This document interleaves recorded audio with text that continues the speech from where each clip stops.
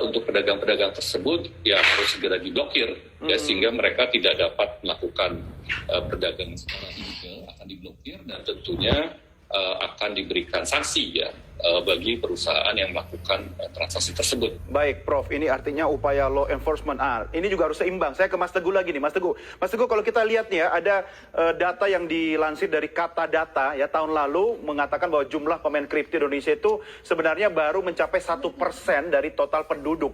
Ini kan sedikit sekali. Nah, ini kenapa masih sedikit? Ataukah kena takut dengan aturannya Prof. Sidarta tadi? Atau kira-kira environment-nya belum mensupport untuk banyaknya pemain di bidang ini?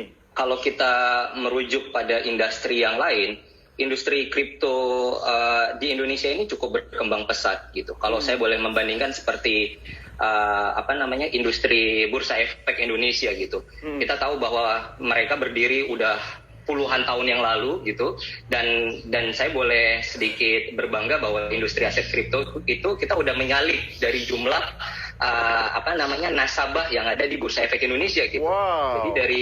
Jadi dari segi pertumbuhannya sebenarnya walaupun kita ngomongnya 1% gitu, tapi dari segi pertumbuhan dan perbandingannya dengan industri yang udah lebih mature, maka industri aset kripto Indonesia itu juga lebih baik gitu. Berarti dengan kondisi itu bisa dikatakan Mas Teguh, regulasi ya, lingkungan ya, mendukung semua untuk bertumbuhnya ya. Betul. Jadi sekali lagi bahwa ini di industri aset kripto Indonesia, di pedagang, itu kan perdagangan aset kripto Indonesia, Pak Doni, itu nggak ada batas waktunya gitu. Jadi kapanpun orang mau masuk untuk bisa investing atau kemudian untuk trading, mereka bisa melakukannya jam 2 pagi, mereka bisa melakukannya subuh, dini hari, dan seterusnya gitu. Berbeda dengan industri yang lainnya gitu, di mana ada waktu operationnya gitu ya, ada waktu dari jam berapa sampai jam berapa. Itu dilakukan sendiri Mas Teguh, atau bisa menggunakan mesin-mesin tertentu, teknologi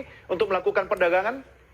Iya, itu sudah bersistem, itu otomatis. Jadi kami di toko kreasi dan juga di toko kripto di bagian operation itu kita memastikan bahwa semua sistem kita itu memiliki downtime yang di bawah rata-rata gitu, karena kita semua mengandalkan sistem baik itu dari segi deposit, kemudian dari segi tradingnya, platform tradingnya, dan juga withdraw-nya. Nah, semua itu kita sudah gabung gitu ke dalam sebuah environment platform yang saling berhubungan, termasuk customer support yang ada di dalam toko kripto ya, yang kami lakukan saat ini. Kita juga lagi integrasi untuk bisa menggunakan AI ke depannya. Jadi customer support itu tidak lagi harus 24 jam duduk ganti shift, tetapi dengan teknologi yang ada sekarang kita bisa mengoptimalisasi ya.